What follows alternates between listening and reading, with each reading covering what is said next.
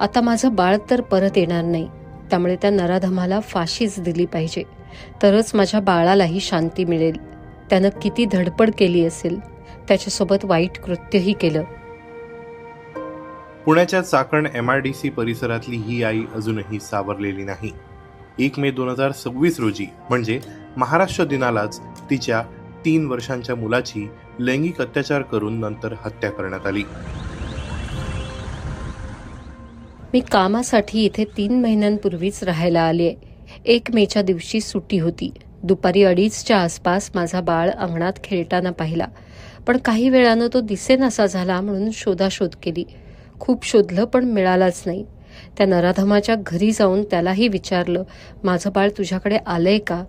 तर तो नाही म्हणाला. आम्ही पुन्हा शोधलं. शेवटी पोलिसात तक्रार दिली. 1 मे 2026 रोजी सायंकाळी 7:30-8च्या दरम्यान आम्ही पोलीस स्टेशनला असताना फिर्यादी महिला या पोलीस स्टेशनला आल्या आणि त्यांनी सांगितले की त्यांचा 3 वर्षाचा मुलगा हा दुपारपासून मिळून येत नाही आहे. त्यांच्या राहते घरी, काही ठिकाणी ते भाड्यानं राहतात आणि त्या ठिकाणी तो दुपारपासून मिळून येत नाही आहे. पोलिसांनी दिलेल्या माहितीनुसार जवळच राहणाऱ्या एका अल्पवयीन आरोपीने या मुलाला एका खोलीत नेऊन त्याच्यावर लैंगिक अत्याचार केले आणि नंतर त्याची हत्या केली. दारू पिऊन हे घृणास्पद कृत्य करणारा हा आरोपी बिहारच्या छपरा जिल्ह्यातला आहे. पोलिसांनी त्या नराधमाची खोली उघडली तेव्हा जमिनीवर रक्त पडलं होतं. जवळच एक बंद सूटकेस होती. ती सूटकेस उघडली तेव्हा त्यात माझं बाळ होतं. या घटनेच्या 15 दिवसांपूर्वीच तो कामासाठी चाकण MIDC परिसरात आला होता. गंभीर बाब म्हणजे घरमालकाने त्याचं कुठलंही ओळखपत्र न घेता त्याला भाड्याने खोली दिली होती. त्याच्याकडे मोबाईल फोनही नव्हता. त्याच्यामुळे त्याचा शोध घेणं पोलिसांसमोरचं मोठं आव्हान होतं. तो काय त्याबाबत त्याच्या आजूबाजूला कोणालाच माहीत नव्हतं, कारण सर्वच भाडेकरू होते.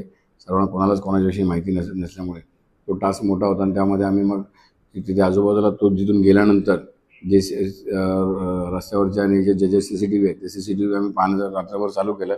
आम्हाला जेव्हा माहिती मिळाल्यानंतर सतत आम्ही CCTV पाहत असताना आम्हाला CCTVमध्ये तो मनुष्य निष्पन्न झाला. त्यामध्ये त्यावरून आम्ही त्याचा CCTVद्वारे मार्गदर्शन असताना आम्हाला निष्पन्न झालं की हा इसम तिथून बाहेर पडल्यानंतर HP चौक या ठिकाणून त्यांनी एक वाहन चेंज करून दुसरं वाहन चेंज करून असा प्रत्येक वाहनाचा चेंज करत आम्ही त्याचा पाठलाग करत तो आम्हाला जवळपास पुणे स्टेशनकडे जाताना ते आम्हाला आला. पुणे स्टेशनकडे गेल्यानंतर तिथून पुढे त्याला तिकडे CCTVमध्ये निष्पन्न करणं हा टास्क मोठा होता. आणि त्याच्यानंतर त्याच्या अंगावरच्या कपड्याच्या वरून आम्ही त्या ठिकाणी त्या परिसरात शोध घेतला. तो शोध घेताना आम्हाला तो तिथे त्या ठिकाणी संशयास्पद मिळून आला.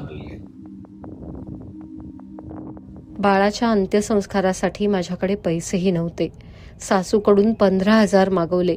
तिला म्हटलं माझे दागिने गहाण ठेव. माझा इथे नाईलाज झालाय. गावाहून पैसे आल्यावर आम्ही मृतदेह ताब्यात घेतला आणि ॲम्ब्युलन्स चालकाच्या मदतीनं सगळे अंत्यसंस्कार केले. एका बाजूला या आईवर दुःखाचा डोंगर कोसळला असताना आणखी एक गोष्ट समोर आली.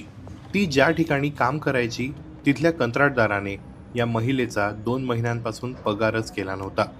पण शेवटी पोलिसी खाक्या दाखवल्यावर कंत्राटदाराने तिचे पैसे दिले. महिन्याला 16,000 ठरले होते, पण 2 महिने पगारच दिला नाही. पोलिसांनी सांगितल्यावर आज त्यानं एक चेक आणि रोख रक्कम दिलीये. पैसे नसल्याने आमचे खूप हाल झाले.